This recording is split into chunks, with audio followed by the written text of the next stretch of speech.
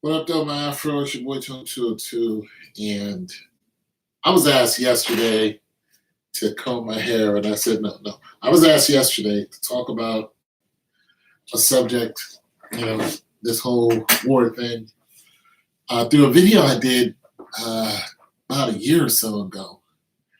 And I was talking about, Trump and, Ahmadinejad and, and then somebody asked me, are we gonna all die because, World War III yesterday?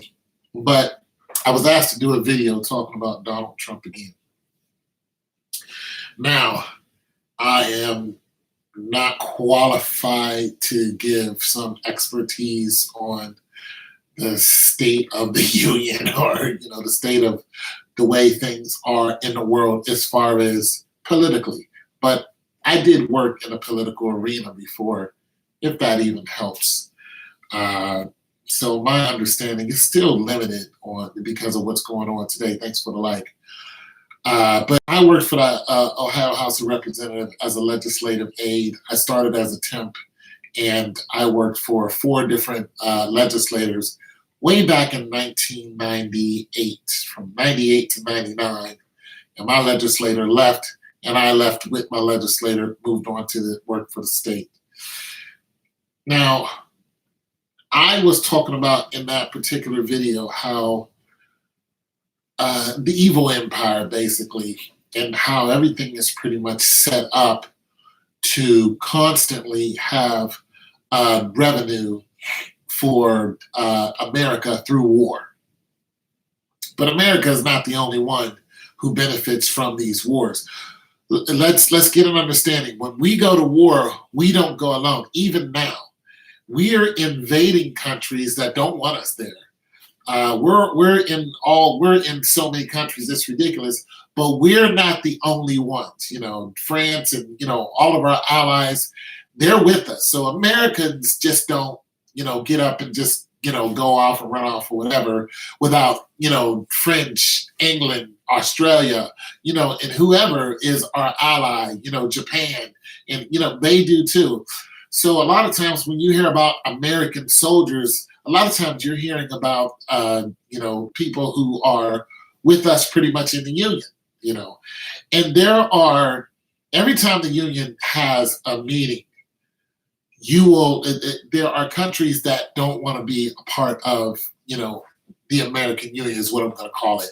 Not Brexit or anything like that, but they don't want to be a part of. And one of those countries is China. The other one is Russia, and the third one is North Korea, and of course the fourth one is who we are probably about to go to war with now, and that's over there in Iran. Now, we've been going at it with Iran for a long time. Let me take you guys back even further. Americans, I don't want to say America. I want to say the holy war that has been going on for the longest time is still going on now. The holy war between the Arabs and the Christians and all that, that's still going on right now. The invasions that we're doing is the same invasions that the Romans were doing. It's the same thing. They invaded Arab countries. Arab countries invaded us. If you don't believe that, then you need to go back and read the Bible and read history. Look at even some of the movies that were made about Rome and how Rome got taken over and all this other stuff. That's the same thing that's happening right now. And it's happening for a lot of reasons, but most of these campaigns were the Catholics and invaded these countries, and so you have Roman soldiers who were released upon the world. They were released upon the world through a lie, but they benefited from it. The lie was basically written by the Pope. The Pope was like, listen, we need you to go to the holy city, and these people are heretics, and and all this. And the Pope started many crusades. There wasn't just one. There were so many of them that even children went on their own crusades. Can you imagine this? Just a bunch of kids just decided, I'm going to go on a crusade. And that's exactly what happened. And of course, they were caught and put into slavery and all kind of heinous things were done by them. But why would they get this in their head? Why? Because everybody else was doing it. And, go and slaughter a bunch of people and take what's theirs. What's happening now is no different. This is why America is constantly at war. Now, you have more than one religion who's involved in this. So let's get a firm understanding. No matter who's in office, we're going to be at war because that's what America does. And that's what the US of A does. Get that in your head right now. Because we want peace. The majority of the people, look, we don't want to invade nobody's country. You're finding a lot of countries that, a lot of nationalities that are here living in USA have never invaded a country as far as past the, cloak and dagger age, past the 14th, 15th century. Never have. You don't find a bunch of Africans deciding, I want to come across the water and invade a country. You don't do that. They invade countries that are next to them, So that has happened in recent times. So you'll have a bunch of that, but you won't have people crossing the water to do it. So you have, when we look at Asia as a whole, we're looking at Asians, we already know what happened there. We already know about, what was it, World War II, when they came Pearl Harbor back in 1948, which wasn't that long ago. And we know that they were allowed to bomb Pearl Harbor. We know this.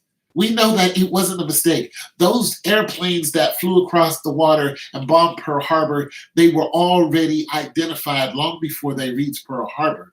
We know this. The president knew this. But he allowed it to happen. Why? Why? Because he wanted to go to war. His strings were being pulled by someone else, a higher power telling him, we need to go to war. And what are we going to do when we get to war? We're going to blow up Hiroshima and Nagasaki. And we're going to use our military might. We're going to use these new bombs that we got. It's the same thing going on now. It's the same thing. The president's strings are being pulled. Okay? He's not in charge. He never was. He never will be. No president is in charge. No American president is in charge. Look at what happened with the Bush administration. The Bushes weren't in charge. When I was in the Army and Daddy Bush went to war, I was like, why are we going to war? For what? Isn't Saddam Hussein our ally? Yeah, he was.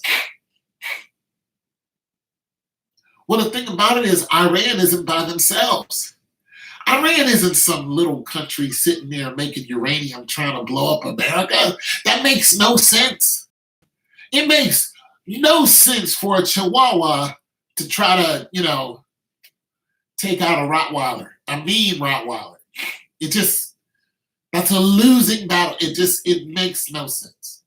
So basically what's going on is, Iran, they have allies. That's just it. And their main ally is Russia.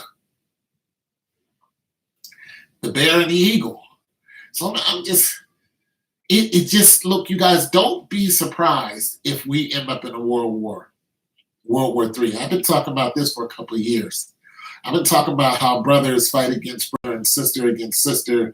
You'll be fighting against literally your own family. You'll be divided. I've been telling you guys how that is highly possible, especially when we saw the Hondurans pouring into the country. I'm telling you how literally these things can happen and will happen. There's no surprise. This is no surprise to me. The president blows up some second in command guy, whoever this guy, was. And then they say there's that they killed a bunch of Americans. But nonetheless, this is our first time hearing about all these Americans dying.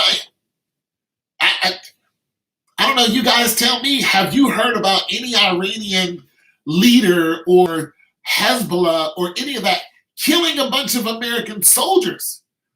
This is what they said. They killed soldiers, a bunch of American soldiers.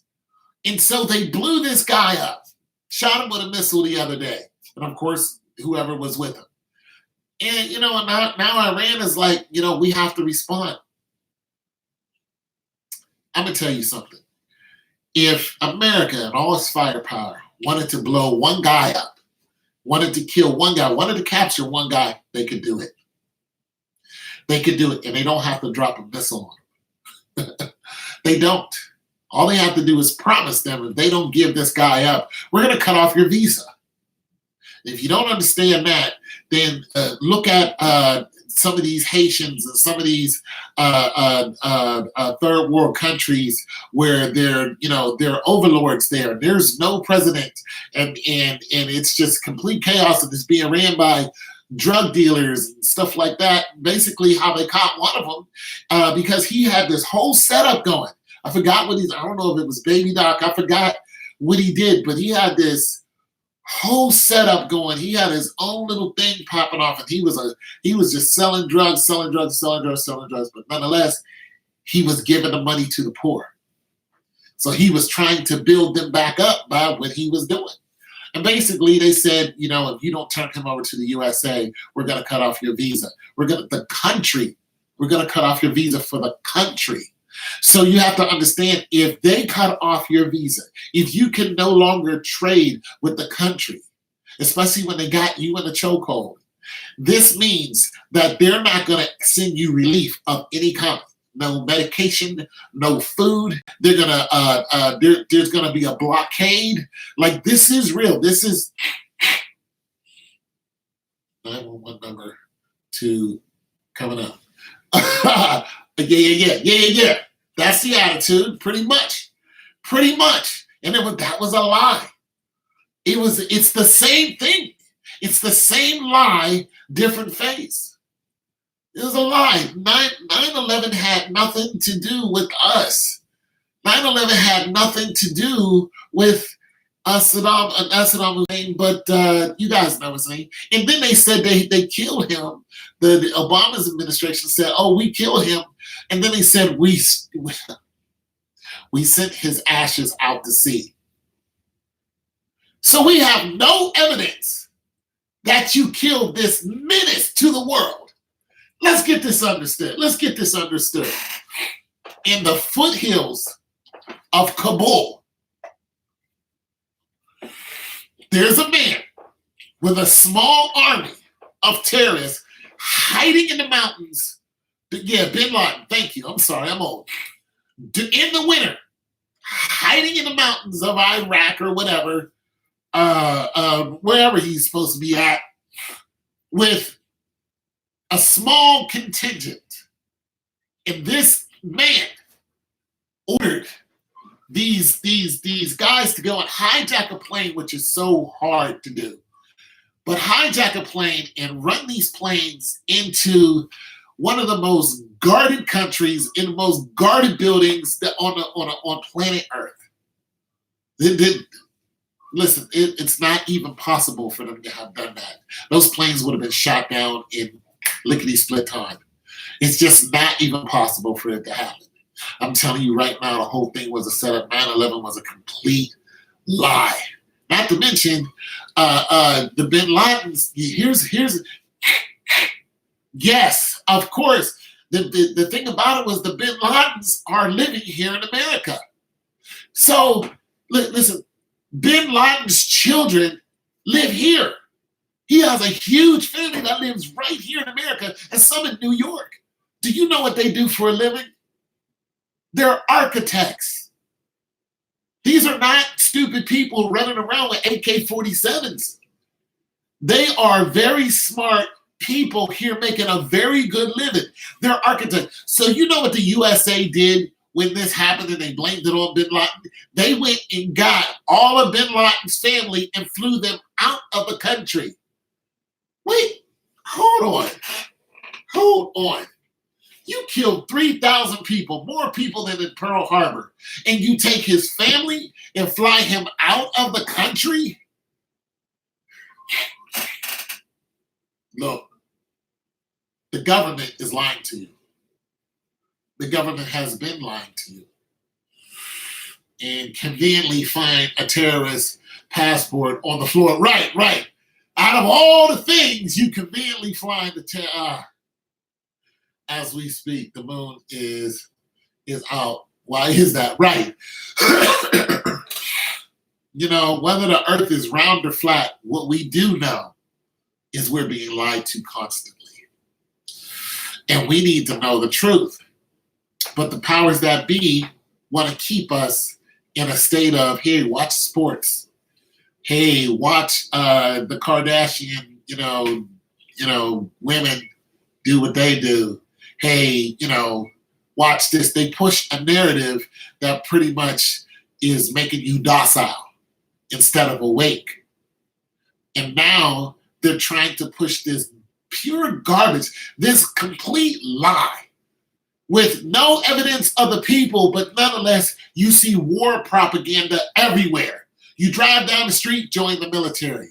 You watch football, the military has a presence on football. Why is the military on the sidelines? Why do they have such a... Because they paid for it, Pat Tillman. They paid the NFL to have a presence. Why? Because they know the numbers that the NFL gets when it comes to being watched. It's the number one. Super Bowl is the number one watch show. That's it. They know. They want to get more and more people to join the military. And I'm telling you, pretty soon, during this lifetime, that's not going to be an option. It's going to be a draft. You have to understand that. That's when your brother against brother is going to come about. It's going to be a draft. You're going to... Listen, if you can't get people to join the military, you make them. That's just that. There will be a draft. I'm telling you right now. And it won't be, oh, my left toe is shorter than my right toe, or I can hardly... No. They're going to be taking all kind of people with injuries and all this. You're not going to have to run the 2 mile in 11 minutes and all this. No, it's going to be bad. It's going to be pick up a gun and get ready to defend the country, or you're not from this country. You're not part of this country. And I'm just telling you what's going to happen. Then you're going to have the narrative, the Fox News spewing all kind of narrative, and you'll see people who decided, I don't want to be a part of the draft, so I dodged the draft. And what happened to those people? They were ousted. Like Muhammad Ali, he dodged the draft. Terrence Trent D'Arby, I think he dodged the draft. You have a lot of people who dodged the draft. They're like, I don't want to go and fight for somebody's war. It has nothing to do with me. They dodged the draft, and you're going to see this again. I don't know the rules of the draft, but if you look it up, you'll see that it's highly, highly, highly possible for the military to instate a draft. And this is when they'll come into your home and they'll snatch you. Why? Because they know who you are. It's called a census. It's called Google. Hey, Google, can you turn on my radio? Sure, I can turn on your radio. They know everything about you. Tell me I'm lying. Tell me I'm a tinfoil hat, but then go and look at history before you do that. Look at the American history. That's how the Roman army got so big. And I keep referring to Rome because you're still living in Rome.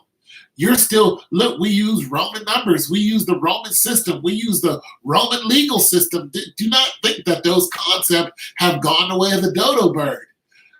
We are still living in Rome. As a matter of fact, there's 2 sides to the Roman Empire, and one of them never fell. Those beliefs, those systems, Sunday we go to church, the day of the sun. What's up? Well, somebody asked me to speak on it, so I figured that you guys, want to hear about this. But, like I said, I don't have a professional spin on it per se because I watch a lot of politics and things like that. I don't. I have a very realistic view of it because one, I was in the military. Two, I worked for the Ohio House of Representatives. And when you're working in those places, you see a lot of lies. You see a lot of racism. You see a lot of backstabbing. And one of the reasons why they didn't want to hire me anymore is because I worked for the Democrats and the Republicans. And listen, when I worked for the Democrats, when we had our party meetings, when they had their votes and they were getting ready to add in, new members in their votes, we had it in a bar. It was in a bar. And we were all looking at the screens in a bar. When the Republicans had theirs, they had it in the best hotel downtown. And they covered 3 floors. It was ridiculous. They had a band there. They had all kind of food and so many. I was like, good grief, there's a huge difference between the Republicans and the Democrats. The money is not even close. It's not even close in comparison. It's just not. I'm just telling you guys some of what I lived.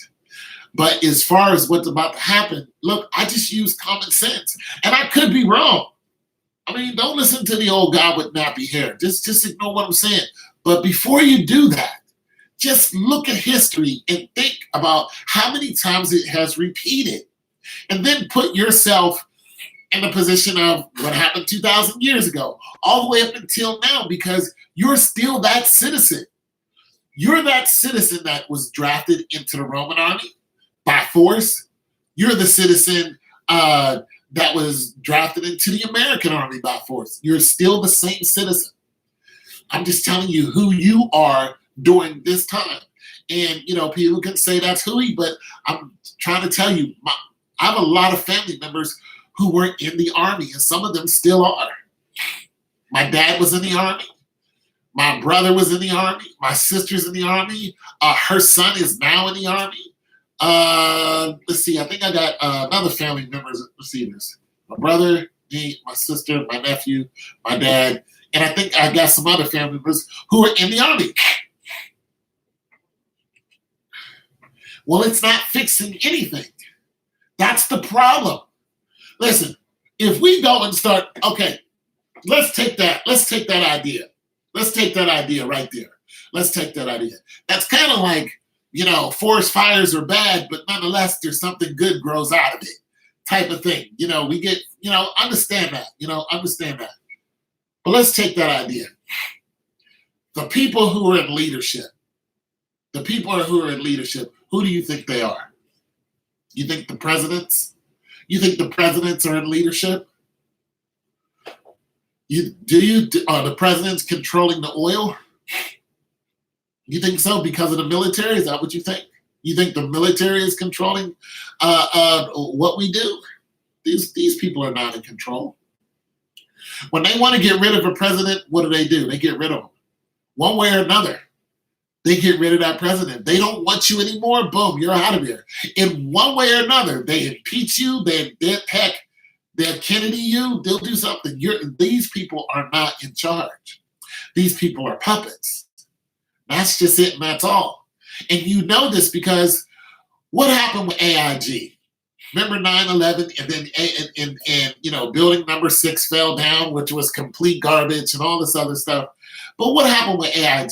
AIG, money went through AIG for what Obama did, and he started paying people back. So rich people got richer and poor people just got stepped on. And this is the reason why millennials right now are pissed all over the world, because they sucked all the money out of their future. This is why you have kids running the street mad as hell at the police, because they took all the money out of the future. They have no future. This is why people hate Sally Mae, because it's almost impossible to pay them back. You get this 4-year degree and you're not even working. You're still living at home with your mother and father. You know what I'm saying? I mean, it's just ridiculous. There's just no bright future out there. There isn't. There really isn't a bright economical, and please don't start in with, oh, right now the economy's doing so good. That can change in a millisecond. As a matter of fact, it already has. And you know why? Ever since the president went, they bragged about, blowing this guy up, immediately gas prices went up. Immediately. Gas prices have already shot up. And that's what a lot of this is about. It's about oil. It is. But if you take that idea, you say all the bad people are gone. No. You can blow this world to high heavens and all the bad people will still find a way to do it again 150 years later. They're not going anywhere. Because the ones who are empowered, the ones who are running things, they're not the ones who are sending their kids to war. How many senators' kids do you know gone to war? How many? They purposely keep their kids out of war. They purposely, because they know the real deal. They use us for that. They use the poor for that. That's what they use for that. But you don't see no senators' kids going to war. Not one. But nonetheless, they're constantly talking about, they're constantly pushing war propaganda. Oh, the few, the proud, the Marines. Yeah, I get it. The few, the proud, the Marines. What did you do at Normandy? What did your president do at Normandy? What did he do? He flooded the beach of Normandy and sent body after body after body after body, knowing that they would be turned into hamburger. He knew this. You put them in front of those, I don't know what kind of guns they were, but they were bigger than M50s. You know what a 50 cal will do to you? We're talking about a bullet like this big going through your body, armor-piercing round. They didn't stand a chance. But he just kept sending body after body after body. They didn't have no names. And it wasn't even necessary. To me, it wasn't necessary. When you look at a lot of the data and a lot of the facts when it comes to war, a lot of the times they send you into areas that this just doesn't make any type of sense. Why can't we just do this or why can't we that? And what the hell are we really doing here? What's it going to change? Look, think about this. In 1948, Japan bombs Pearl Harbor. We go drop a bomb on Hiroshima, and then we dropped another one because the emperor wouldn't succeed or wouldn't concede. And then we dropped one on Nagasaki, each one of them killing 20,000 people instantly, and then, causing diseases even through their bloodlines today. They built that up in less than 50 years. And now they're our ally. Why were we fighting them? Were they terrorists? Were they a threat to the American society? Just think 1948. You can talk to your dad or your granddad about that. And you can ask them, why did we blow up all those people in Hiroshima and Nagasaki? Like, what did they do to us? What did they do to America to make us go over there and completely obliterate two major cities? What did they do? And please don't say that they sank the, what is that? How we got into it? They sank the, oh my God. The two ships that were made by White Star Line. One of them was the Titanic, and the other one has a long name. You guys probably know it. Was the, I don't know. But nonetheless, they were made by White Star Line. And the Titanic was actually named to the other ship, and then they switched the ships around. But that ship became a ferry. And they said that they supposedly sank the ship, and this made them go into war and all this other nonsense. But still, why were we at war in the first place? All those people died for what? Because now Japan is our ally. We go over to Japan, we can just be like, hey, we're American. And they're just like, annyeonghaseyo. And you're like, annyeonghaseyo. Or whatever language it is. Yeah. Why? I lived in Germany for 2 years. We were fighting against Hitler. I used to live in Germany. Why? What? Why are we about to send a bunch of American soldiers over to Iran and completely destroy them? Why? Money. Oil has nothing to do with you or me. Not one damn thing. Oh, it's to protect the American people from what? From what? I have never had an issue with not one person who studies Islamic belief. Not one. I see them all the time. Not one of them has ever came at me wrong. Not even a word. Not even a word. You deal with them all the time. They work at the corner stores and they own the corner stores, all this. Not one of them has ever said something to me out of line. Not one. I have no fear of them whatsoever. Now, I don't purposely go around them. I don't have an innate issue with them, is what I'm saying. I don't seek them out. The same thing with Asians. I don't seek them out and say, I'm going to go hang around a bunch of Asians to see what happens. I have no issue with them. One of them said something to me, it's not because their race has an issue with my race. It's because they have an issue with me. One of them has an issue with me. That's it. So I'm saying, put yourself in that frame of mind.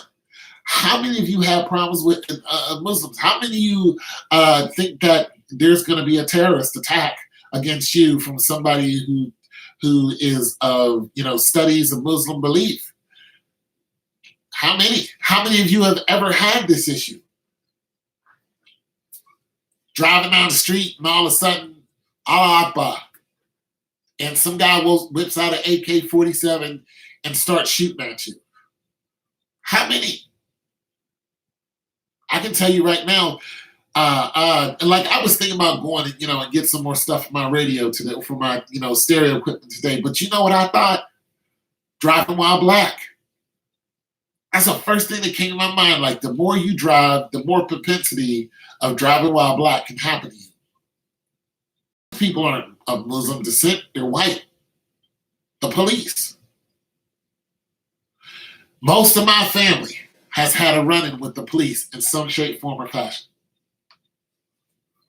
Most black people I know have a healthy fear of the police. Not respect, fear. They are afraid of them because of what they've done. I'm not worried about somebody from another country knocking my head off. I'm worried about the police while I'm driving to, Kroger's. And every time I see a cop car, I'm just like, that could be my life gone right there. Because it's happening and it's becoming more frequent, and the more frequent it becomes, the more people are accepting it. Like, he was black, so, that's what happens. Nah.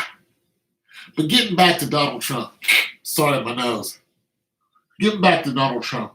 You guys have to understand that these wars have nothing to do with you as a person. These wars have it's completely economic, and these wars will eventually involve you without your choice. It will have a tangible effect on you. If we go to war, it's going to have it just is. Some of the food that you're getting, you won't be getting. Some of the food lines that are coming into your city, they're going to stop. I'm just telling you right now. You can't have an army without feeding them. So some of the things you see in Kroger's, you might stop seeing if we go to a full-scale war. That's just the truth. That's just the honest-to-God truth. You're going to hear a lot of false narratives. You're going to hear Fox spewing out a lot of false narratives. You're going to hear this. Don't pay it no mind, because it's not going to be real. It's not. If I were you, I would, keep plenty of water. Keep your basics. Keep stuff that, clean yourself with. Keep your house clean. It wouldn't help to learn about, some basic stuff. I'm just saying. Look, get a couple bicycles. You know what I'm saying? Have a way of transporting yourself that doesn't depend on, gas. I'm just saying things can get very real overnight. Overnight. If Russia decides, and Russia has already threatened us, let's get that under control. Wow. While the president, our new president, has been in office, Russia has already threatened us. Russia has physically threatened us. Russia, what they did was they loaded up 2 bombers. And listen, these aren't 2 bombers that are, flying 300-400 miles an hour. These are 2 supersonic bombers. They loaded up 2 supersonic bombers and they were heading towards France. All right? If they would have broken into that airspace, this would have already been cracking. You don't load up 2 supersonic bombers and decide to cross the water. That's not an accident. All right? So then those 2, the Lion and the Bear, start selling wolf tickets, threatening each other. Instead of coming to some type of, sensible conversation, they're just like, America's like, well, we're going to do this, we're going to do that. And I'm just like, I don't want to be a part of this. Of course, I might have to because I live here, but I'm not interested in blowing up Russians. I don't want to sit back and watch it on TV and see who dies and who doesn't. I don't want to see people in Syria being blown to smithereens. I'm not interested in none of that. Everybody needs to get laid or something because, shoot, I'm still, trying to be in one piece. I'm not interested in none of that. But nonetheless, this has all been built up. Even when Obama was in office and they blocked the Strait of Hormuz for oil. And then what did we do? We sent our carriers over there. Like, I'm telling you now, if you don't unblock this blockade and allow us to, get to this oil, we're going to fire upon your country. So Iran has already been hot. We've already been hot on them. It's already been a thing. This has been leading up for a long time. But now we finally off somebody. And you guys want to know the response?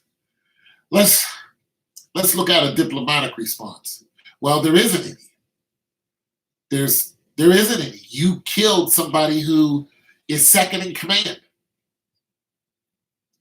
If they came, if Mike Pence was somewhere on vacation in another country and they knocked him off, not only him, his people who was with him, all Americans, and blew him up. They didn't shoot him.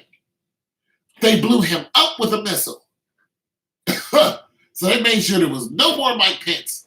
What do you think America would do? There's no diplomatic response. The conversation's already going on. They're sizing us up just like we're sizing them up. And don't think for a minute that Russia is not going to be involved when it comes to Iran because they're already involved. They're allies. Don't think North Korea is not going to be involved. They're already involved. And let's get this straight. The military touts, they talk about the Raptor 22 and 35 and, the new generation of fighters and all this. And when you look at the Sukhoi, which is a Russian airplane, when you start looking at the Sukhoi, and then you start looking at how the Sukhoi is built, because we spent $30 million on one plane. When you start looking at the Sukhoi, you start looking at other planes that Russia has, you realize that they don't put all the money into their planes. They just don't. But they have a plane that can reach the stratosphere. A one-man plane this thing almost goes into space. And it's a regular fighter. These people are no joke. This is not, look, listen, I know America can fight. We all know this. I'm not saying this country can't hold its own.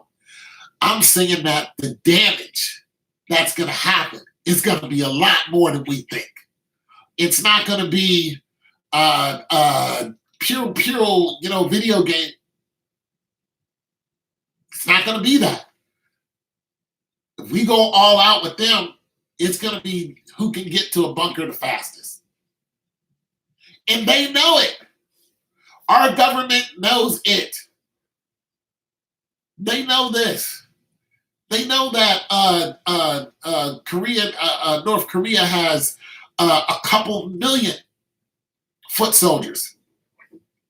Just a couple million who love hand-to-hand combat. They're way more disciplined than any of our soldiers. When I was in the Army, we didn't do anything compared to nothing compared to what they do over there. Listen, if it comes to a ground fight between North America, excuse me, between the an American soldier and a North Korean soldier, don't think that North Korean soldier can't hold his own because we're bigger, we're badder. Don't let that go through your head. Because their training is a lot different than ours. Their president, matter of fact, they don't have one. They have a dictatorship. Listen, their dictator got upset at his own uncle and fed him to dogs. Him and all of his party members.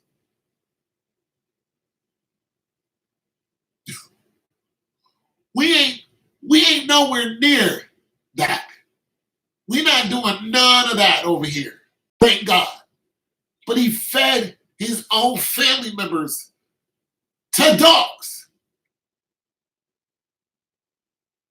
There's a different kind of discipline that they have. Am I saying they can beat us? No, I'm not saying that. I'm saying that this is just not the fight that we're looking forward to. And people are like, hey, we can just blow them up with. Let me get you guys to understand something. We have a bomb. I don't know what it's called. We have a bomb. This bomb is so devastating that if they dropped it in the Marianas Trench, it can crack the planet. And just think about that. Just think about that for a minute. They can crack the planet with this bomb.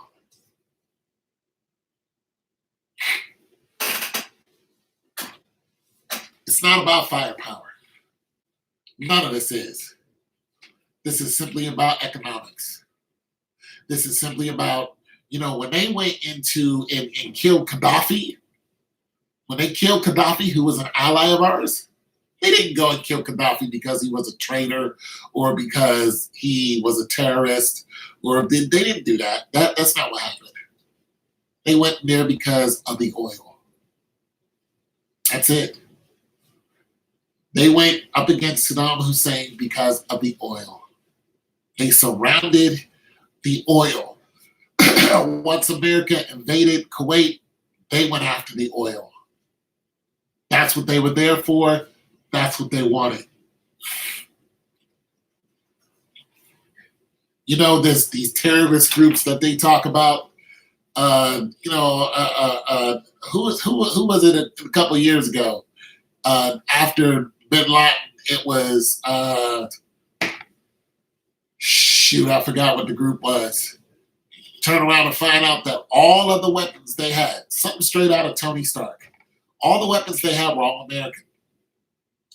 America went over there and left all these weapons, the keys to all these trucks, bullets, all this other stuff, because they needed an enemy to fight. War profiteering. It's been going on forever. There's no money in peace. There's money in blood, your blood. When you die, oh, he was a great soldier.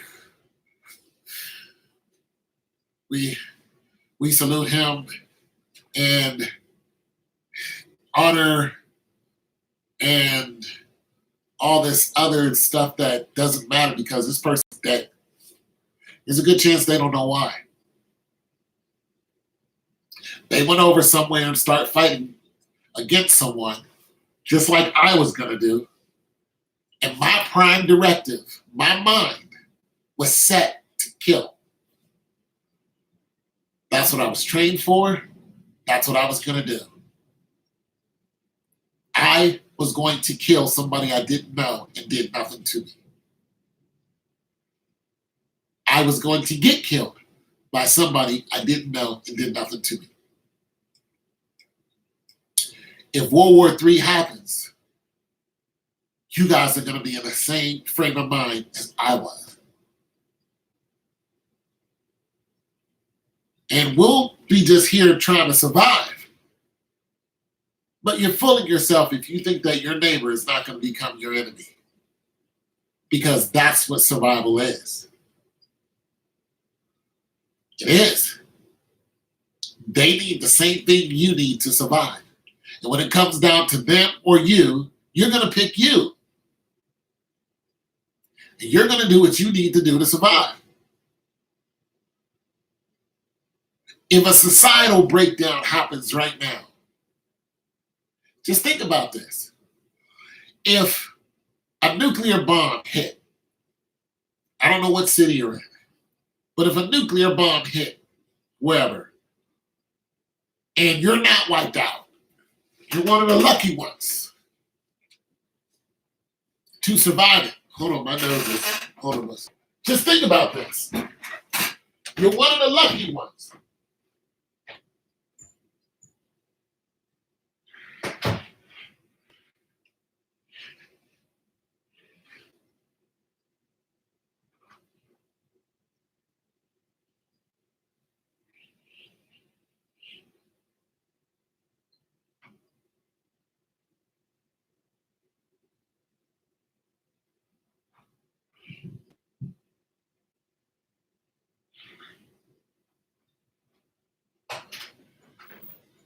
Okay, you're one of the lucky ones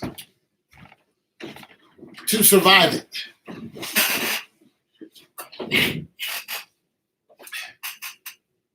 Now you have to, because all the supply lines are going to be fractured. You know, so now it's just you and your family, and have mercy if you have a family. Even the Bible talks about that. Talking about how a man will, it's better for you to be single at this time. You know, how, you'll go back, want to go back for your wife, but don't do it. It's all in the scriptures. How how nuclear war is going to happen upon us. I don't mean to be the person to ring the alarm, but listen, you killed somebody from Iran. And not only a somebody, you killed a the somebody. Like I don't mean to be like, I didn't do this for people to listen to me on YouTube. Matter of fact, somebody asked me to talk about this. I'm just telling you guys because the military is it is a fist being controlled by a teenager, a very emotional teenager. And if that fist comes down in the wrong place, it's just chaos. And it's not that easy to fix. It takes years and years. I mean, look at the last World War we ran. It took years and years to fix those relationships. A lot of blood, a lot of dead people to fix those relationships. It wasn't party time. It wasn't a diplomatic, effort on its own. Now, there were a lot of people who were lost, either in the water or on land. It was chaos. And we are way more powerful now. We have more enemies now than we did then. We do.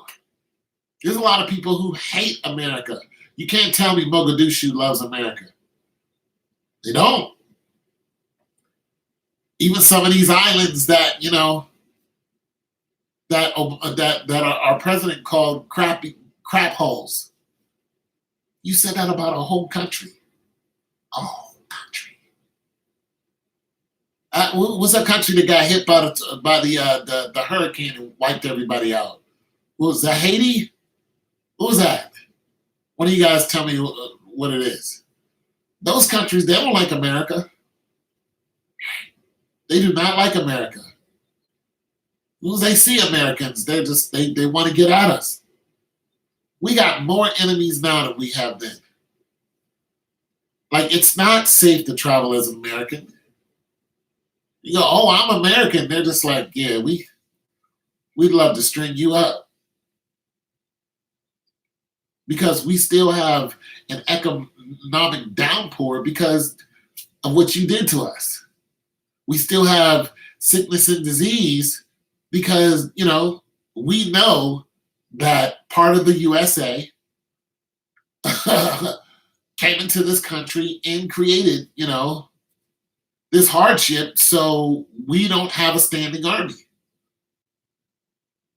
We don't. We're not a threat to you. We don't have battleships. When you start looking at and I don't know off by heart, but I watch a lot of shows on like, I watch military shows. I'm not that deep into them, but I'm interested in the advancements that we have. Within a very short time, you guys got to understand, I got out back in 91. Okay, that's less than 20 years ago. Less than 20 years. We got rail guns now.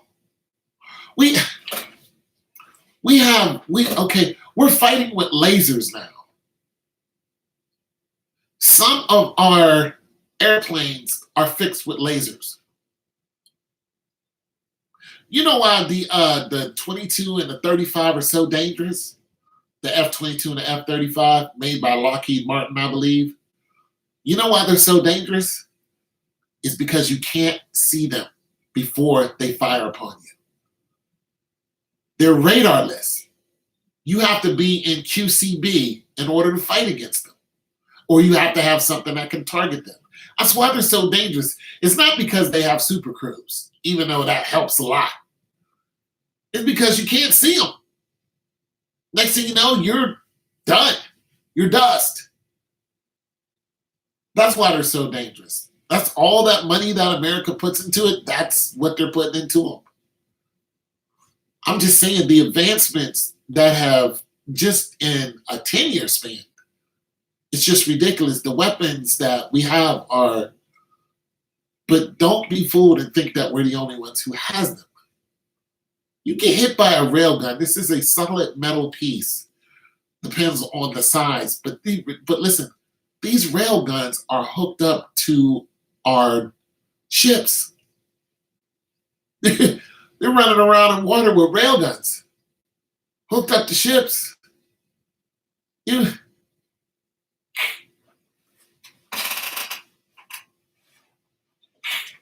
Lasers.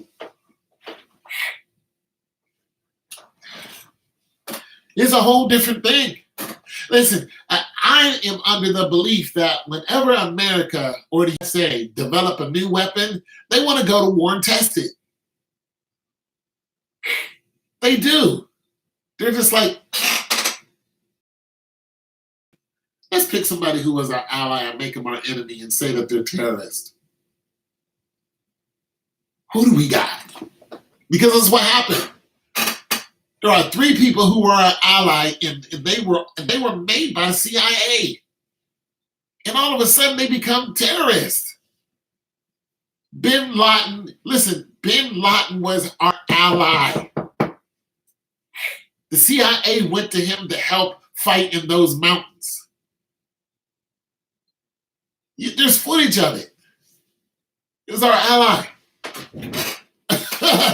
Saddam Hussein, ally. Gaddafi, ally. We set them up and knock them down. Whenever we want to, we have a new Abrams, let's go. Got a new M1. Yeah, we want to test out the new turrets on the new M1. Let's go invade somebody. You know what I'm saying? Go over there and mission. What did Bush say? Mission accomplished. What mission was that? You wanted to know what that new Abrams would do up against an army that was surrendering to you because they were hungry? They literally were surrendering. They're like, we ain't beat you up. No, we're hungry. We haven't eaten. This is not a fight. You guys came over here to fight. Ooh, it's not a fight. You guys knew that. So I'm under the understanding that every time we get a new weapon or make a new weapon, or them science boys get to playing around, they need somebody to test it on. Won't be long till they're testing it on the American people. Listen, they have the American police have a weapon that uses sound. Just imagine. He uses sound to hurt you, not for crowd control. It just won't be long till they're using stuff on the American people. Won't be long. So I hope you guys are getting something from this. Like I said, I don't mean to be the bearer of bad news, but I live under the staunch reality that our reality is fragile, very fragile. And your everyday get up, go to work, come home, that can turn into you being awake for 3-4 days straight, not knowing where your next meal is coming from. You fighting off pests, neighbors, animals, because they were trying to take your ramen noodles that you got in your basement. You know what I'm saying? Your lights, power is turned off. Your water source is the nearest river.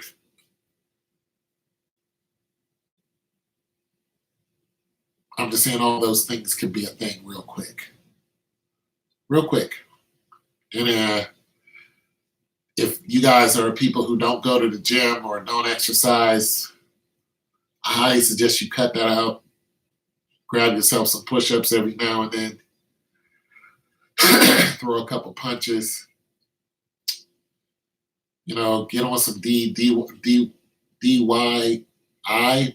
channels and learn how to tinker with stuff. I don't care what it is, just something. Get yourself a two-way radio, flashlight, have plenty of batteries. If you got a vehicle, make sure it's good, because you might have to, you might have to head down south real quick.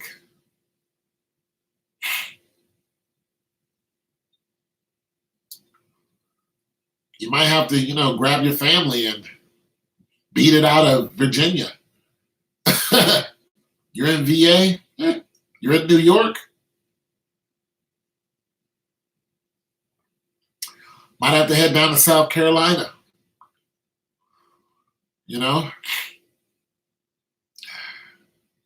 Head down to Fort Hood or something. In Texas, you might have to. I'm just saying, some of these. It's just me in a military state of mind. Like, you blew up second in command.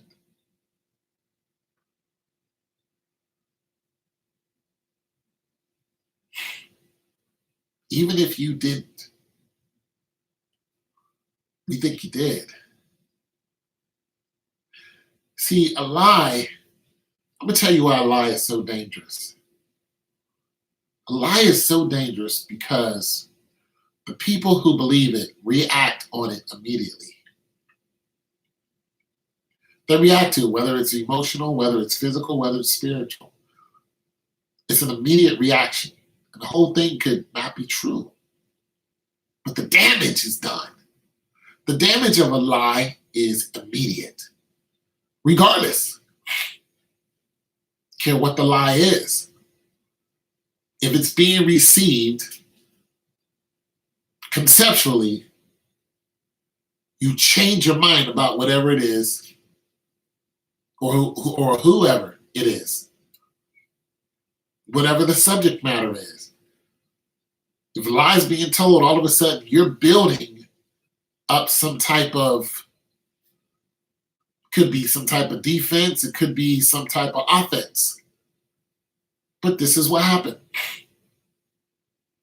And now you don't know what the truth is.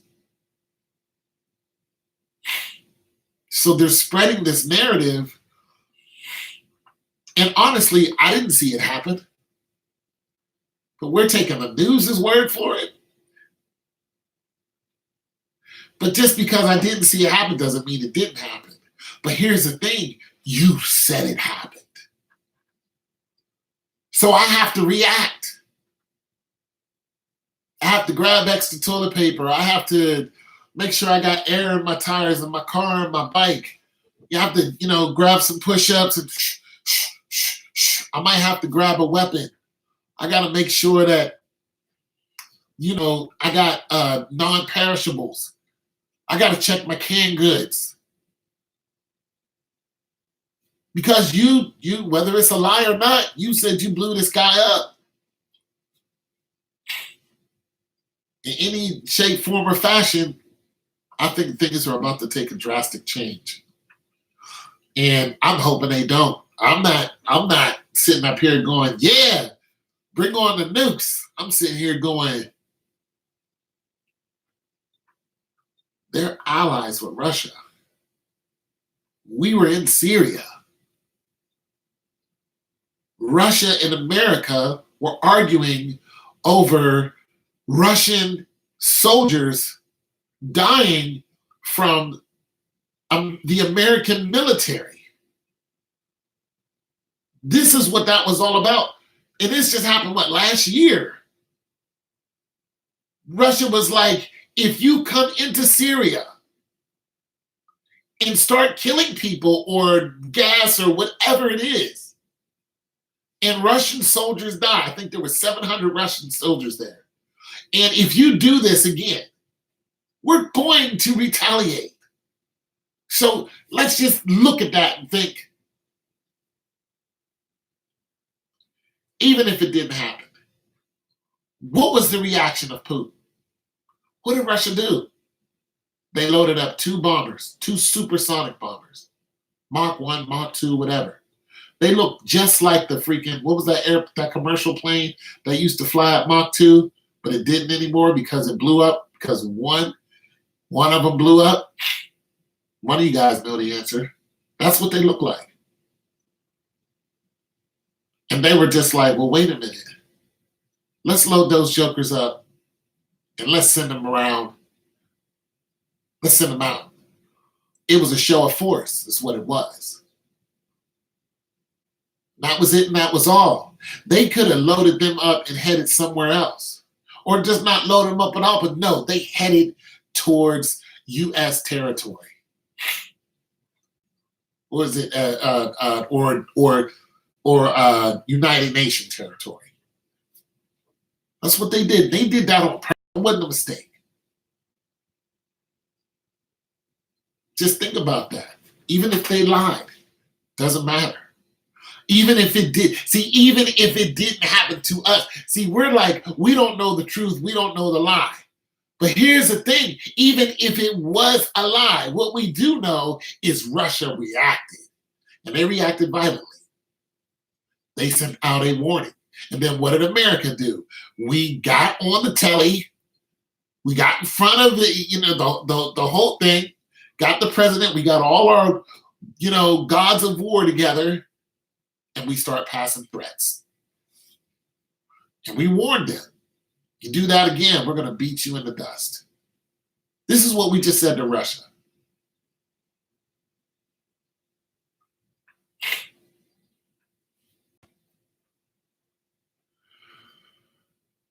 This is not good. And all I'm saying to you as an American citizen, prepare yourself the best way you can. Don't go out and do something stupid. Whatever you do, don't go to jail. Don't go out there and start acting a fool and thinking that your neighbor is your enemy, because that's not it. Not until it's it. But you need to be free. So don't go out and do something stupid. Be as smart as you can. Learn your surroundings. Where's the nearest woods? What's in the woods? I'm just telling you the truth. What's in the woods? How cold is it? What is the seasons where you live? How cold does it get? How hot does it get? Where you're at. Because if it drops below freezing, where you're at, you got a relatives that lives in a warmer area, you might want to visit them. If you're older. If you're younger, not so much. What animals live in the woods?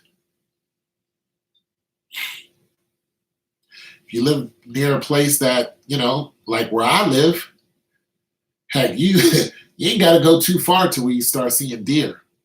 You just don't. There are a lot of animals that live here. Now, I don't eat any of them, but nonetheless,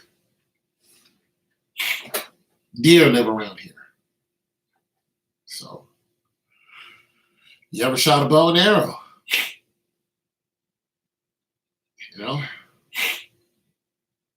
You ever been fishing? Does your woman know how to fish? Do your kids know how to fish?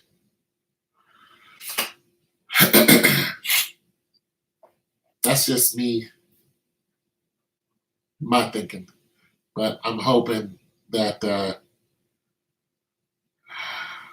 it doesn't come to any drastic measures. But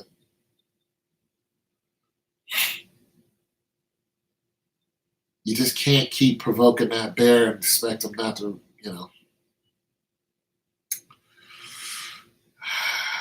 Do I think something's going to happen soon?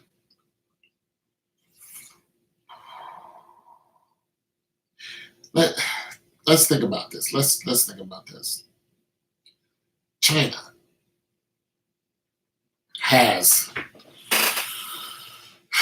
what China has done recently is very interesting, because China has a lot of money.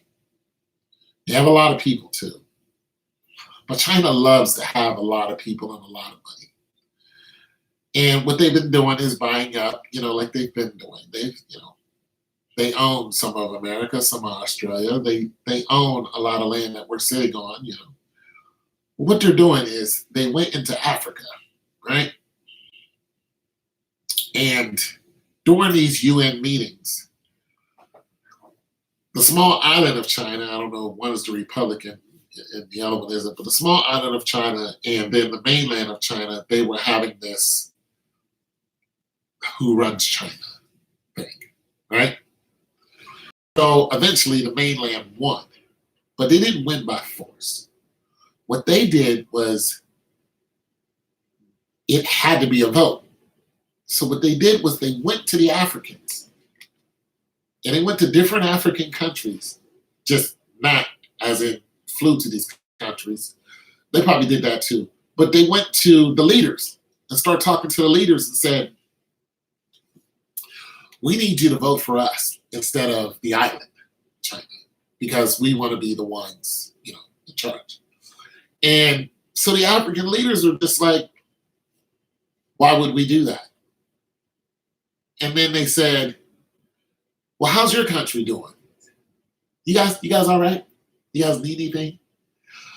Well, we've been war-torn. We've been riddled by disease. The Dutch came and killed 15, million of us, and Leopold and all this. We're still suffering from that. AIDS is just rampant in some of these countries, but other countries are doing fine. Other countries are doing fine.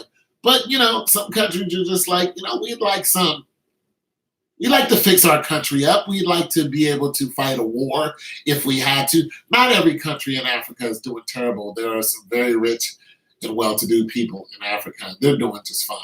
So don't believe that. But there are other countries who still are struggling. You still got Idi Amin and what he did. Idi Amin is still alive.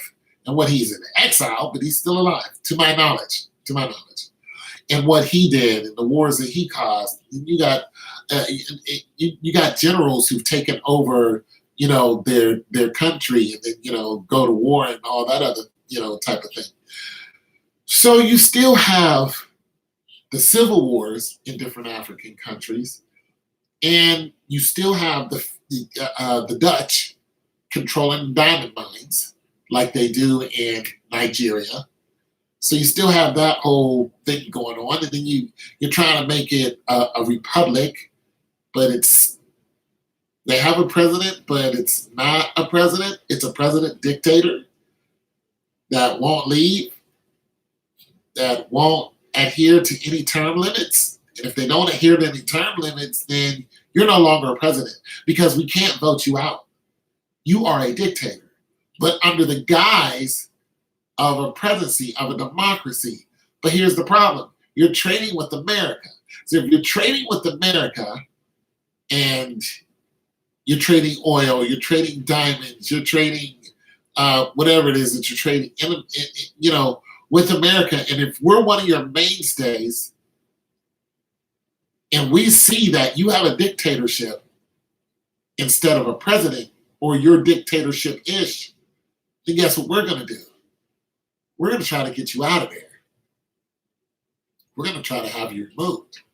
So this is why it's a president dictatorship. It's wrong, but that's what they have over there, where they don't want to adhere to term limits.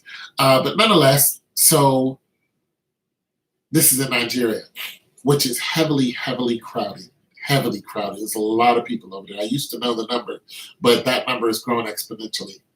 So you have countries that are still having civil wars. You have, the whole Bring Back Our Girls, that whole thing where Boko Haram came and took a bunch of these girls and impregnated some of them. Some of them ran away. Some of them died. That whole thing. So you still got the need for more weapons, the need for more protection, all this, that, and the third. So certain countries, when they start talking to China, they were just like, well, we're listening.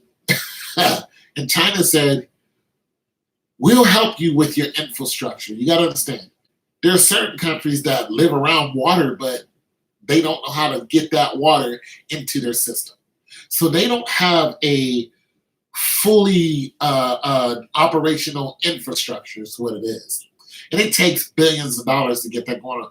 You got a lot of countries that don't have light in certain areas. They're still villagey, very not backwoods or backwater, but there's still villages there, but those villages are struggling. There's nothing wrong with the villages.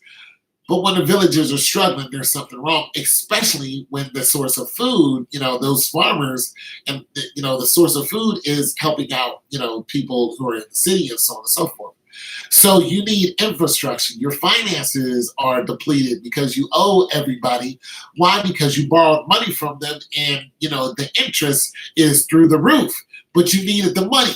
So, you'll get some European country to say, we'll give you, $10 billion, but the interest on that is going to be, 15, 20%. Well, it's just going through the roof. Well, what China did was they said, not only will we help you build your infrastructure, we'll loan you money at 2% interest. 2.5, maybe. I don't know. Whatever it is, they don't expect the money back because it's not what they wanted. They're not there. They didn't go into these countries for the money. They didn't do that. They went for the territory, for one. They went for the gold, for two. And the people. Africa has a lot of people who are not working. In different countries, like I said, who are not working because the infrastructure has been torn apart from war, from, whatever, civil war. It's not always the Europeans' fault. Let me just say that. There are wars that break out, from one understanding to another. Sometimes it's the Europeans' fault, where they took the Houthis and the Hutus and the Tutsis, and the Dutch told them that their noses were different. So they killed thousands and thousands and thousands of each other, chopped each other up, shot each other up. This is what the Hotel Rwanda movie is about. And it was simply because of they told them that they were different. Tutsi witches, Hutus, and all this other stuff. And they're the same people. But the Dutch did that. And the Dutch also armed them. You don't know, who the Dutch are, you need to look at the beers. Like I said, Leopold and all that. So they've been doing this for years and they're still doing it today. The diamond mines, who do you think those people are? The Dutch. That's why you will never see me with a diamond on. You'll never, ever, ever. I wouldn't even, if I got married today and my wife was like, marry me or, give me a diamond or I'm not marrying you, I would tell her, see you later. It's not going to happen. Now, a gold ring, that has value. Diamond, no. These kids are still working over there and, in these diamond mines 16, 17 hours a day. And you know how much they make? $1. Anyways, back to China. So China also wanted their vote. So they're just like, we'll give you this money. We'll come in your country and help you build up. Just vote for us. So the next union they had, you had African presidents, leaders voting for mainland China, and they won what they won. But then they came into the country and they started digging for gold because there's a lot of resources in Africa. There just is. The problem is they started going into farmland that was already owned by the Africans and mowing over their farmland and pretty much, arguing with the people that were there. It's like, this is our farmland. Like, no, this is ours now. We're here for the gold. You're just like, no, that's not going to happen. So it's not an invasion, but it's not an invasion, though, because they're not over there killing people. But they are over there buying up their land, they're not taking their land by force, but it's some kind of sneaky thing that they're doing. But nonetheless, so they're also using the people. Now, what this boils down to is when you have someone as powerful as China and as rich as China coming into your country and giving you, because they're pretty much giving it to you. They know they're not going to get their money back. They're giving you an infrastructure. They're always going to want something. They want more than the gold. And of course, they wanted the votes. So they wanted the people. Now, let's talk about the people. So you have different countries in Africa. A lot of them need help. Some of them don't. But the ones that need help, yes, you can help us. So you have all of these people there who were depending on European nations in one way or another. Listen, when the slave ships came to the Ivory Coast, they didn't come to the Ivory Coast and take 20 million people off the Ivory Coast without the help of the people who lived there. The Santa Pinta, the Nina, and the good ship Jesus, it just didn't happen. They had help of the people who lived there. So, and they did it through trade. They were trading for those people. Now, in today, when you look at China, and you have all of these resources, human resources there, which is what they need, which is what China needs, believe it or not. There are more Asian people on the planet than any other race. So when you have all of these people at your disposal, simply because they need you, and when you have a failed system that was constantly, that has constantly berated you in one way or another, you've seen slaughter to no end because of European nations. Now, a lot of it is because of yourself, but you've seen more happen because of European nations. You've seen more starvation. You've seen more diseases. You've seen, even though they have relief efforts now and all this stuff, it's like you guys were the cause of some of this. But when you start waking up to the reality of we no longer need you, especially when it comes to money. If you take Nigeria, which is heavily crowded, You take Nigeria, whose capital is no longer Lagos, and you go, Nigeria, you no longer have to trade with America. If you want to cut America off, which they won't, you can afford to do that now. That's just one country. Just think about that. If they no longer traded with America and decided to trade with China only, and or China's allies, Russia, and all this, that, and the other, and they can still trade with America. But if they turned on America in some kind of way, financially, they could do that now and be codependent on China and themselves. Here's the difference. America can cut off your visa and you can't trade with them. America can come in and change the regime and or presidency and or dictatorship and or general. America tells these countries who's in charge, which means America's in charge. When they didn't want Gaddafi to be in charge anymore, America invaded and took Gaddafi out. When they didn't want Saddam Hussein to be in charge anymore, America invaded and took him out.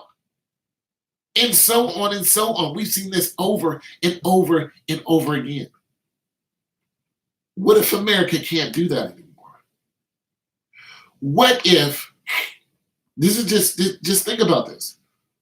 What if the finances, the financial benefit, the trade benefits that America or Europe or European countries have had with these countries are no longer in existence?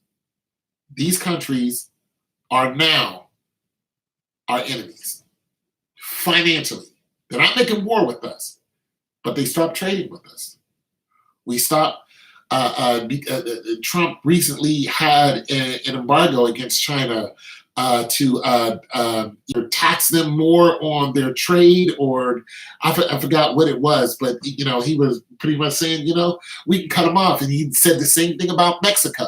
He's just like, what? They're not helping over there? They're not helping with the problem with the drug lords and whatnot. You know what? Maybe we should just cut them off. Maybe we should cut their trade. He was talking about their trade.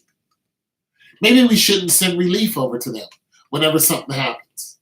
This is how presidents fight. Oh, you don't want to do this? Fine. Our army will not help you. Nonetheless, we get oil from the Mexican cartels. That oil that comes across the border in those trucks, they're Mexican cartels who are giving us oil, selling us oil. We know they're the so-called enemy. We know this. I'll tell you one way we know this: Fast and Furious. Look up the Fast and Furious and what happened with Obama. Obama implemented the Fast and Furious, which were AK-47s that had serial numbers known to the president. And they had a whole list of these. And what they did was they took these guns and they gave them to drug lords. And they wanted to see where the guns would end up. How high up the hierarchy would it go? Whose hand would they end up in? Until one of those AK-47s shot a border police and killed him. We didn't even know about it until the cop was shot. And then, of course, the news broke it, and they were just like, what was he shot? He shot an AK-47. Then they checked the ballistics and serial number, and the whole thing went all the way up to the top. And next thing you know, it's on the news, and the Department of Defense had to have some kind of, whatever. And Eric Holder was the one who took the blame for it, and he was removed immediately. Some of you guys remember that? That's why he was removed, because of Fast and Furious. So just think about this. If China, well, not if, when China is making deals with other countries. I don't care if it's a small country that has 2 million people. If you traded with America at one point and you were codependent upon America and their visa, and you decided, I don't want to trade with America anymore, China has a better offer. And they have lower interest on the money that we borrow, which is happening right now. This is what they're doing. Not only that, the Chinese are coming into the country and setting up the infrastructure. So they're not going, Angola,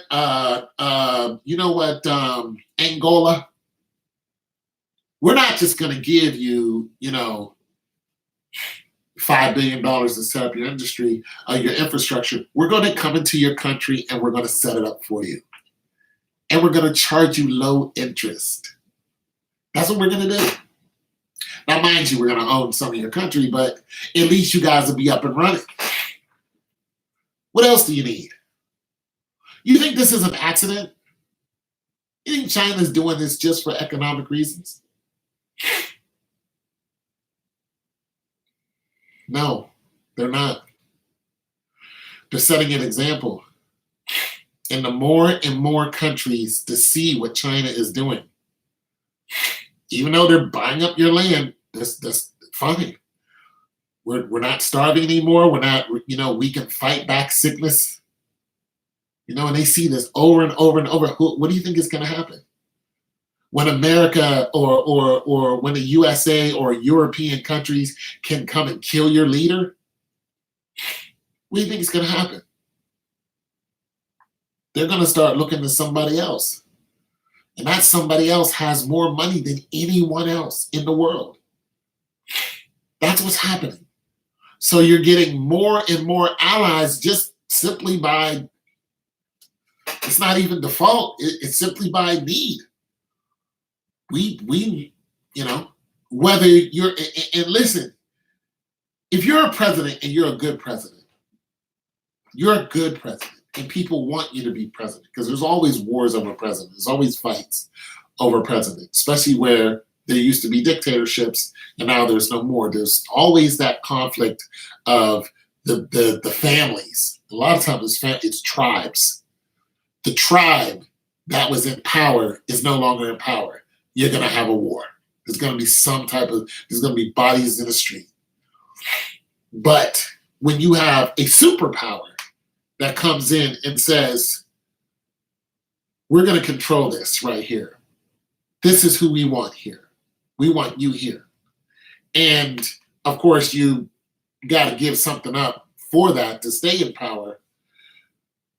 When you remove that superpower because you no longer trust them, you've seen what happened to other countries, you know that they can come and knock you off, come and invade your country, come and take your women and children away from you, come and do heinous crimes to you and act like it didn't happen.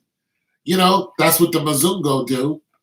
And a Mzungo is a name given to a white man who comes and does this, and walks along the beach in certain countries looking for kids because the parents can't work because they're starving. So what do the 9 and 8-year-old kids do? They go out and walk along the beach. You know what they're looking for? They're looking for the Mzungo because he has money, and you know what the transaction is. This is what these kids are growing up with. So they go to the police, and the police can't do anything because this European has jumped on a plane and is no longer in the country, and they can't chase him. What do you think is going to happen when another superpower comes into the country and says, you know what? We can put a stop to all that. That's what's happening now. Just wrap your head around that. That's what's happening now. Once again, there are more Asians on the planet than there are anyone else. It's just food for thought. Things are about to take a drastic change. Economically, there's going to be a major, major switch. There are going to be a lot of people in power that are going to lose their power. And they're not going to lose their power because somebody came and knocked them off. You know how they're going to lose it? Simply getting voted out. That's it. They're just going to be removed.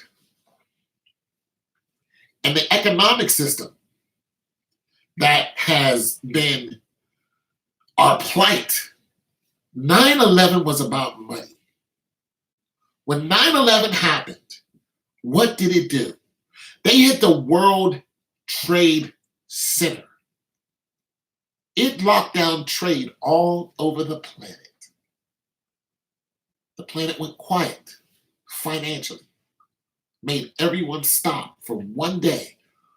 Not even Jesus the Christ has done that. You just think everybody stopped. No trade, no nothing. Just imagine how powerful that is. And then once it all got going on again, all the money was sucked up out of the system and given to the same people who caused this whole debacle. And it's like, wait, what? It's a blatant lie, but it was all about the money. So now you have new forms of money. You got crypto this, crypto coin, this, that, and, some of it is doing pretty well. But those financial entities are okay. The American dollar is backed up by what? The American military. It's backed up by the U.S. military. So when you have a new form of money and it's starting to take some type of, hold within the system, it's only a matter of time before either one or the other is going to happen. They're going to allow it to happen or they're going to get rid of it. Now, cryptocurrency is very hard to get a hold of. You got to have computers that constantly, it's something else, cryptocurrency.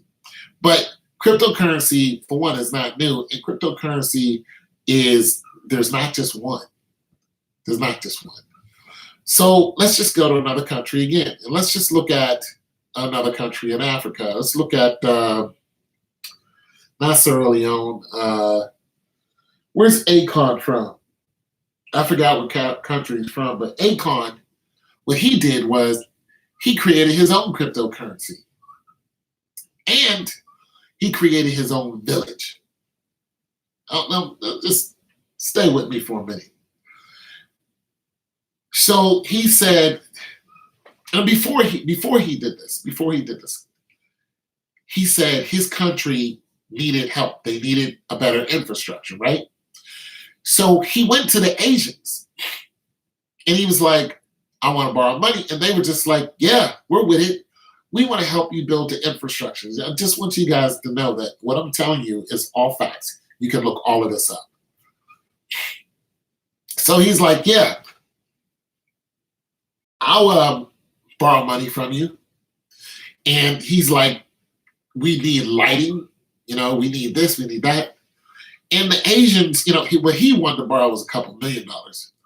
But he noticed that building a transformer, an electric transformer, building a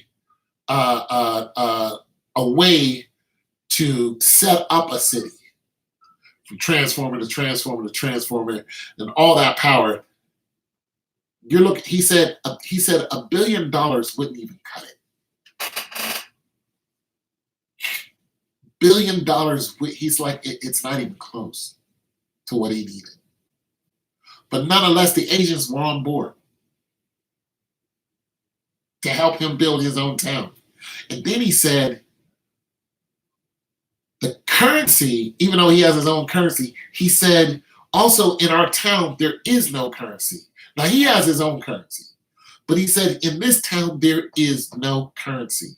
It's all trade.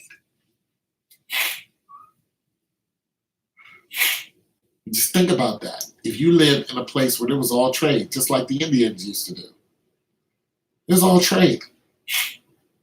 So what's happening in Africa, in just dynamically, when you're looking at it, you're looking at the change, you're looking at regime change, but you're looking at it happening because of finances. And you're looking at it happening in a non-violent way. Now, of course, there's arguments with farmers and then Asians, digging for gold, but they're not killing each other. It's not like over in South Africa where the white people and black people are still killing each other today because they want the white people to get off the land that they stole. And the white people are just like, no, we're not leaving. And they're like, well, we're going to drill your grandmother's knees. And then they came and actually did that. Caught her in the house by herself, tied her up, hooked up a drill, and drilled through both her knees and her feet, and left her there. And when they came back home, they found their grandmother tied to a chair, dead after she'd suffered heinously. And they're constantly telling, even one of the presidents was just like, all white people need to get out of the country. So you're having this change. You're having this distrust. You're having this fed upness. You're having this hatred for the European. And anyone influenced by them. We're talking about people who are still in charge. You're just like, we know you're in charge because the Europeans put you in charge. We know that Gaddafi wasn't doing any wrong, and now you replaced him. We know you're here because of the CIA. So just drink that in. Eventually, if the Asians keep doing what they're doing, all of these countries, all of these leaderships, they're going to stop depending on the European dollar. They're going to wake up and realize that we never needed the European dollar. We don't need to trade with you. We don't need to buy from you. We don't need to sell to you. We don't need anything from you. We don't need your army. We don't need your medicine. We don't need your presence. We don't need your women. We don't need anything that you have. Get out of the country. And I don't mean like yesterday. I mean like right now. And if you decide to come in and do what you usually do, which is bully everyone and start a war, Asia, Russia, Africa, Syria, Iran, Iraq, and the list goes on.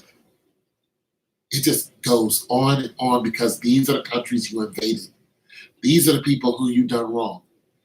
And it's just a matter of time.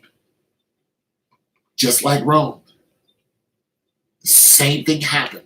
Rome was eaten apart by its constant war, its leadership, its terrible leadership, its unbelief in the Roman emperor anymore. And then one of the Roman emperors actually tried to call himself king again. The Roman, they hated kings. And then finally they were just like, we don't want any Roman kings. We don't even want any Roman emperors. No, we're not doing it.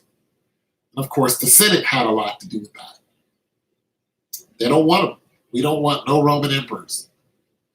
So you're looking at and then after, and during that time, these emperors were calling themselves God. And of course, Jesus, happened upon them.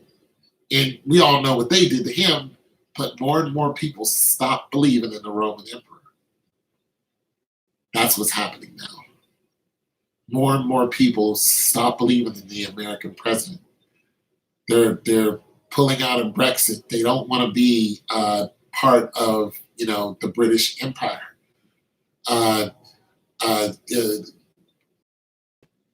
France, Britain, and Belgium, all these people who invaded all these African countries are being invaded by African countries.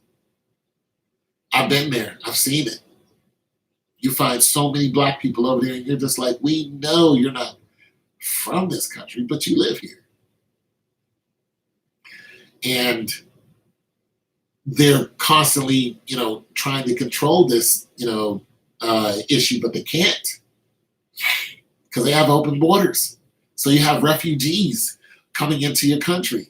Listen, as soon as you go over to France and you go into the train station, or you go, you step out of the airport, I'm gonna tell you what you're gonna see. You're gonna see a family of gypsies. You're gonna see a family of gypsies. You know that those gypsies aren't from France. They were born there. This is not a gypsy American, a gypsy France. That's not what this is. I am an African American, according to the government. That's not what you're going to see there. You're going to see people who are refugees coming to the country, and now they're living there because they're running from whatever's going on in their country. But not only that, their way of living is hustling.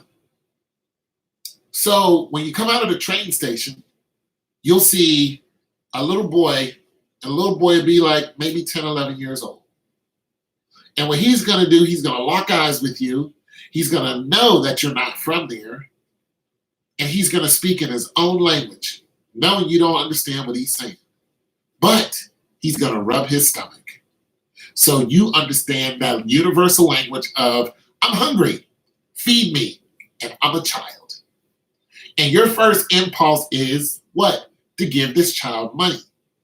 But if you just hold on a second and then you fix your eyes just a little bit past him, you're going to see his father sitting there around there somewhere watching him. And when you go into McDonald's, you're going to see his mother or his sister, and they're going to have a child. And you're going to think that this child is a doll, like a little baby doll.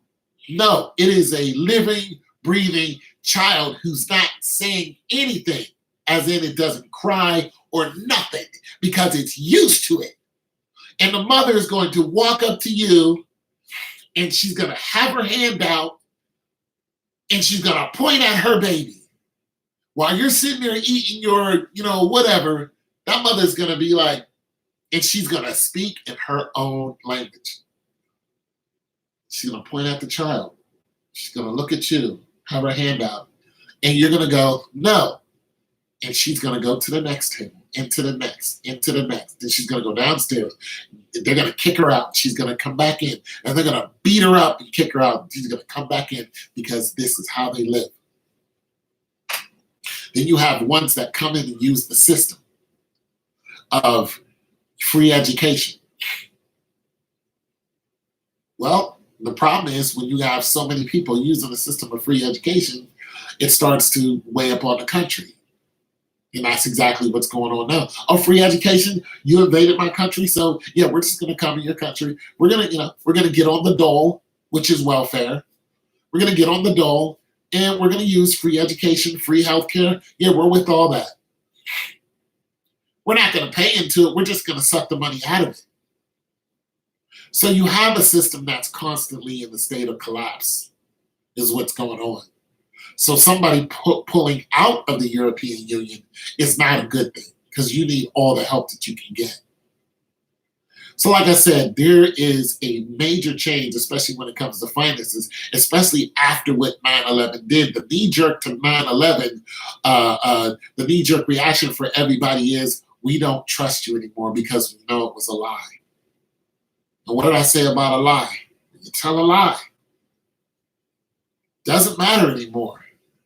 What matters is our reaction, and the immediate reaction, and the short and the long-term reaction for the lie that they told is, we no longer want to depend on your financial system because everything stopped during 9/11.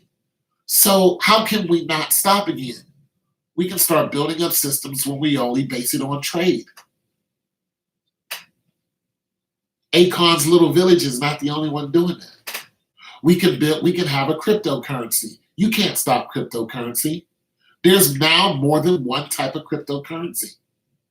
This is not an accident. This is a knee-jerk reaction of what the Bush administration did, and not him himself. That's what's going on. So the next 9/11 or the next World Trade Center, whatever that you guys decide to do, guess what? We don't care, because it's not going to stop anything over here. Ain't got nothing to do with me. I'm not going to war and shooting a bunch of people in some foreign country because this is what you did. That's between you and whatever, you guys figure out, but it's no longer our concern. We're going to keep trading. Everything's going to keep going just the way it is. We'll keep trading with you. But now that we have other, people to lean upon, we have other people to trade with, we have other currencies that are trading or non-currencies that are trading. Well, and just imagine if China sold as much goods to African nations.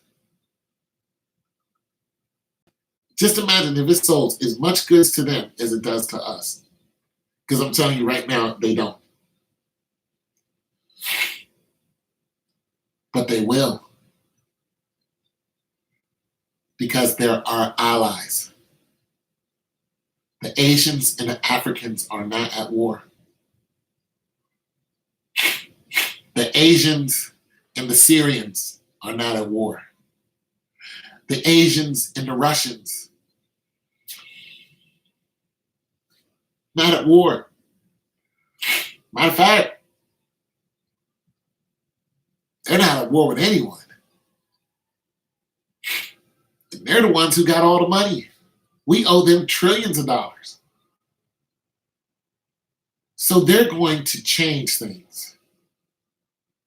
Now that makes them king of the hill.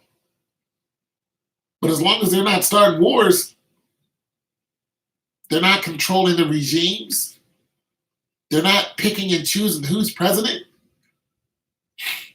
I'm kind of down with the Asians. It's your boy Tone 202. I got to get something to eat. I appreciate you guys for listening to me, and I hope everybody got something from it. Hit me up in the comment section and let me know what you guys think. I kind of exhausted pretty much everything I knew about the subject. If you guys want me to look up some information and expound upon it, and you want to actually make a stream date, we can do that, because this is a long drawn out process. There's so much information that I don't know and I'm not going to know, but I'm more than happy to share with you what I do know personally, what I've been involved in, and how I think it's going to affect us. I also want to say, take everything that I said with a, grain of salt. If it's not for you, then, don't have it's not that big a deal. I'm just a guy on YouTube. But if it's something that you think that's going to help you, don't look at it as just a guy on YouTube. Get some more facts. Get some more, put some more meat on the bones. Get it educated. Look, don't wake up tomorrow. If you think I said something that can seriously affect your household, don't wake up tomorrow and do nothing. That's the worst thing to do. Wake up tomorrow and make just a slight change. Just start with 10 push-ups. Just start with taking an extra drive around your house. You may live in the projects or whatever, but do you know the nearest river? You know what I'm saying? Where's the nearest river? A lot of the information that you can know is right on the internet, but it doesn't help to get up and walk around and just start surveying your area and get smarter about where you live. Don't just do nothing. Do something and share it with us. All right, God loves you, so do I.